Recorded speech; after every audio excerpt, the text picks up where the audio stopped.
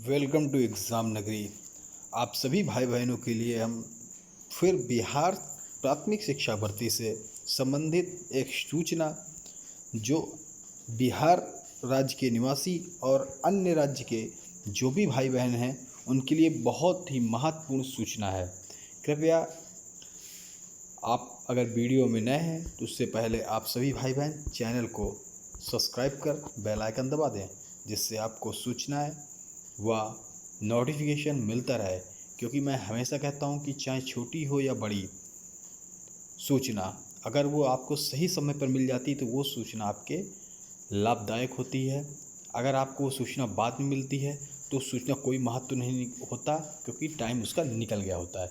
इसीलिए कहता हूँ कि चैनल को सब्सक्राइब कर बेल आइकन दबा दें। हाँ, लाइक एंड शेयर कर दें। आशा है आप सभी भाइयों ने चैनल को लाइक शेयर कर दिया होगा, सब्सक्राइब कर बेल आइकन दबा दिया होगा। चलिए बात करते हैं। देखिए, जो कोर्ट में मामला गया था बिहार शिक्षक भर्ती का, जिसमें नियोजित शिक्षक और अन्य राज्यों को बाहर करने की याचिका, आरक्षण याचिका, तमाम ऐसी याचिका पड़ी थी जो कि नियमावली को भी रद्द करने के लिए थी। तो देखिए क्या हाई कोर्ट में क्या सुनवाई हुई। देखिए, हाई कोर्ट में नई नियमावली के खिलाफ भी सुनवाई हुई। शिक्षक भर्ती पर रोक से कोर्ट ने इनकार कर दिया है, क्योंकि अगर आप जानते हैं कि पटना हाई कोर्ट ने 2.25 लाख शिक्षकों की बहाली प्रक्रिया पर रोक लगाने से साफ इनकार कर दिया है। कोर्ट ने नियुक्ति प्रक्रिया और इस नियमावली को चुनौती देने वाली करीब 1 दर्जन याचिकाओं पर मंगलवार को एक साथ सुनवाई की। तो आप जानते हैं 1 दर्जन याचिका मतलब 12 याचिकाओं की सुनवाई एक साथ की। तो मैंने इसको बताया, इसमें नियोजित शिक्षकों की याचिका, अन्य राज्यों को जो शामिल किया जा रहा है उसके खिलाफ याचिका, नई नियमावली के खिलाफ याचिका, संशोधन के खिलाफ याचिका, तमाम ऐसी चीज़ जो भी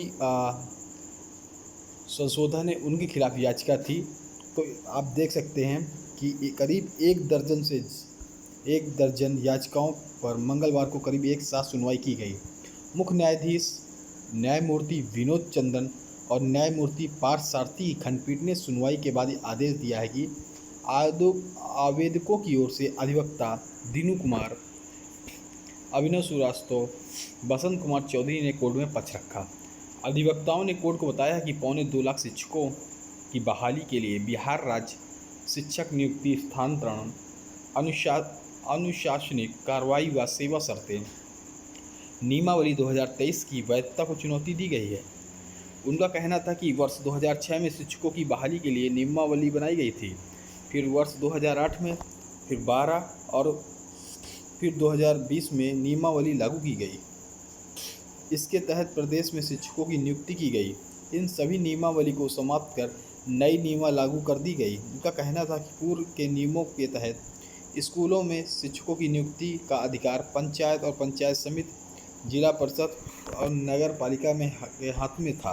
अब सरकार बिहार सेवा लोक सेवा आयोग बीपीएससी के माध्यम से बहाली कर रही है।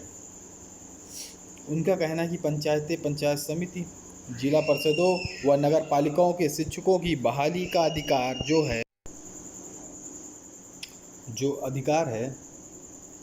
बहाली का अधिकार वापस ले लेना और स्थानीय स्वायत्तता के सिद्धांतों का हनन है। नए प्रावधानों के अनुसार 2.25 लाख शिक्षकों की बहाली के लिए परीक्षा के आधार पर नियुक्ति का अनुशंसा करने की जिम्मेदारी बीपीएससी को दी गई है, जबकि इससे पूर्व टीटी परीक्षा पास उम्मीदवारों को शिक्षक बहाल किया जाता था। समानता के सिद्धांत के खिलाफ है। वर्ष 2006 नियमावली के तहत नियुक्त शिक्षकों की योग्यता और कार्य नई नियमावली के समान है। नए नियम के अनुसार जो शिक्षक बहाल होंगे उन्हें वेतन दिया जाएगा। यह समानता के सिद्धांत खिलाफ है। तो आप देख सकते हैं सरकार ने क्या आर्गूमेंट रखा। सरकार को नई नियमावली बनाने का अधिकार है। महाधिवक्ता, जो कि बिहार सरकार की तरफ से कोर्ट में थे, राज्य सरकार की ओर से महाधिवक्ता पीके शाही और शिक्षा विभाग की ओर से सुप्रीम कोर्ट के सीनियर एडवोकेट वी गिरी ने कोर्ट को बताया कि विभाग एवं सरकार को योग्य शिक्षकों की बहाली के लिए नई नियमावली बनाने का अधिकार है। कोर्ट ने दोनों पक्षों की दलील सुनने के बाद बहाली प्रक्रिया को रोक लगाने से इनकार करते हुए मामले को अंतिम सुनवाई की तारीख 22 अगस्त तय की है। तो आप देख रहे हैं कि सरकार ने अन्य राज्यों को तो संशोधन करके शामिल कर लिया। अब कोर्ट से भी एक तरीके से आप समझ लें कि कोर्ट से भी सहमति ही है, क्योंकि कोर्ट ने रोक लगाने से इनकार कर दिया है। अब 22 तारीख को इसकी सुनवाई होगी। और देखिए, गांधी मैदान मूर्ति के नीचे समर्थन के लिए कार्यकर्ता जो कर रहे हैं, डोमोसाइल नीति हटाने के खिलाफ धरना दे रहे हैं।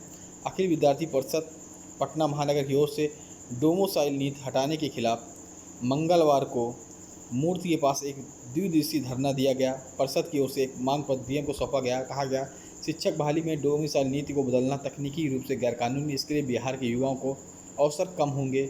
मौके पर नीतीश कुमार, शशि कुमार, प्रियंका रंजन मिकी रहे। देखिए, इसको लेकर डोमिसाइल नीति को लेकर नीति को लेकर एक नया अपडेट आया है। नीतीश सरकार ने दी है ये गारंटी। तो आप देख सकते हैं कि बिहारियों को इससे कोई नुकसान नहीं होगा, बल्कि प्रतिभा के आधार पर चयन होगा। इसको लेकर बिहार शिक्षक में अभ्यर्थी काफ़ी नाराज। उनका मानना है कि उनके हक को दूसरे राज्यों को दिया जा रहा है। तो देखिए, ऐसी सब ये बातों के बीच बिहार में जो ये विवाद पैदा हो रहा है, उसके लिए मुख्य सचिव आमिर सुबहानी ने मीडिया के सामने आए। तो देखिए, बिहार में शिक्षक नियुक्ति डोमिसाइल हटाने को लेकर विवाद जो पैदा हो गया है, शिक्षक अभ्यर्थी इसका पुरजोर विरोध कर रहे। इस बीच मुख्य सचिव आमिर सुबहानी मीडिया के सामने आए। उन्होंने कहा कि देश के संविधान के किए गए प्रावधानों के अनुसार किसी भी नागरिक को उनके जन्म स्थान, निवास के आधार पर अधिकार से वंचित नहीं किया जा सकता। इस दौरान आमिर सुबहानी ने शिक्षा मंत्री के उस बयान को भी खारिज किया जिसमें कहा गया कि बिहार में गणित और विज्ञान के शिक्षकों की कमी है। मंत्री के बयान को मुख्य सचिव ने किया खारिज। बिहार के मुख्य सचिव आमिर सुबहानी ने शिक्षा मंत्री चंद्रशेखर के दावों को खारिज कर दिया। उन्होंने कहा कि राज्य में गणित और विज्ञान के शिक्षकों की कोई कमी नहीं है। देश के संविधान में किए गए प्रावधानों के अनुसार किसी भी नागरिक को उसके जन्म, निवास आधार पर अधिकार से वंचित नहीं किया जा सकता।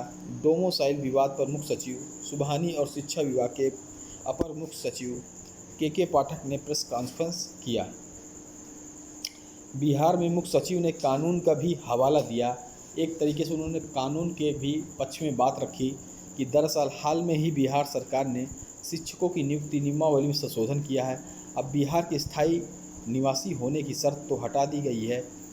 इस मुख्य सचिव ने इसके लिए संविधान के अनुच्छेद 16 की उपधारा को हवाला दिया है, जो कि अनुच्छेद कहता है कि देश में किसी भी नागरिक को केवल धर्म, मूल, वंश, जाति, लिंग, जन्म के स्थान के अलावा निवासी होने के आधार पर उसका अधिकार नहीं छीना जा सकता। ऐसा करना गैर कानूनी होगा। वैसे भी किसी अभ्यर्थी का किसी भी नौकरी में चयन उसकी प्रतिभा और मेरिट के आधार पर होता है। तो यहाँ पर मुख्य सचिव जी ने संविधान और कोर्ट हर तरीके से कानूनी हर तरीके से बताया कि गैर राज्यों को हम लोग किस लिए मौका दे रहे हैं। तो ये रही पूरी बात, क्योंकि आप जानते हैं कि उत्तर प्रदेश में भी 68,569 भर्ती मामला कोर्ट में गया। कोर्ट में भी अनुच्छेद 16 जो समानता लिंग भेद 16 के जो उपधारा, इसमें लिंग भेद का जो चीज़ बताया गया है, जो कानूनी रूप से जो बताया गया, उसी के आधार पर अन्य राज्यों को भी 68,000 जो भी यूपी की जो भर्तियाँ हैं सभी में शामिल किया गया। ठीक है, तो आप सभी भाई बहनों से यही है कि आप सभी को बिहार शिक्षा भर्ती से अपडेट से लेकर, चाहे फॉर्म भरने से, दस्तावेज से लेकर, एडमिट कार्ड से लेकर पूरी भर्ती प्रक्रिया की न्यूज़ आपको यही मिलेगी। आप सभी भाई चैनल को लाइक, सब्सक्राइब, शेयर कर दें। जय हिंद, जय भारत। जिन्होंने अभी तक लाइक नहीं किया, लाइक, सब्सक्राइब, शेयर कर दें। धन्यवाद।